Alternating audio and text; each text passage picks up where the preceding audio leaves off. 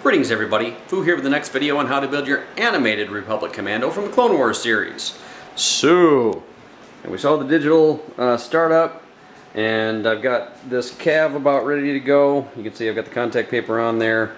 You can see the not so shiny parts, that's gonna take the paint, and then the shiny is the contact paper.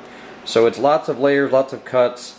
Usually what'll end up happening is you'll have to make a little slit and to get it to stick around the curves, but be creative with it and make sure that all your spots are down and you cover up anything that you don't want paint on. So on paint, this is the image that I was talking to you about.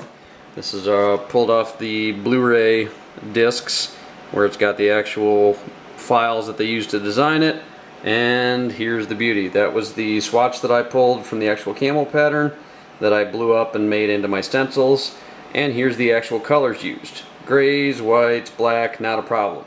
That's the monster right there, that yellow. Anytime you're trying to get a rattle can, a pre-made spray paint, good luck. And if you want to do a custom case, it's just impossible. But I went out and I searched. And I mean, I searched freaking everywhere.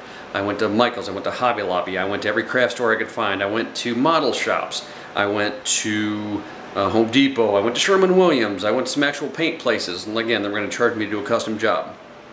Just on a whim, I stopped at Lowe's on the way back, and Lowe's gets a big shout out today because their Valspar brand of paint came up with this beauty. It's called Flat Caramel Honey. So I said to myself, let's do a color swatch comparison.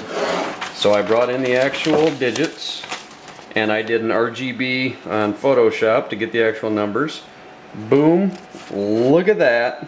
It is a 99.8% match. They said that their machine cannot actually make anything more accurate than what this already is. So this is absolutely the perfect yellow for doing Gregor. So they should just call this Gregor Yellow instead of Flat Caramel Honey, because that is what everybody's going to be using it for. Go buy a couple of cans before somebody changes their mind and gets rid of it. And it's in flat. I mean, that's freaking awesome.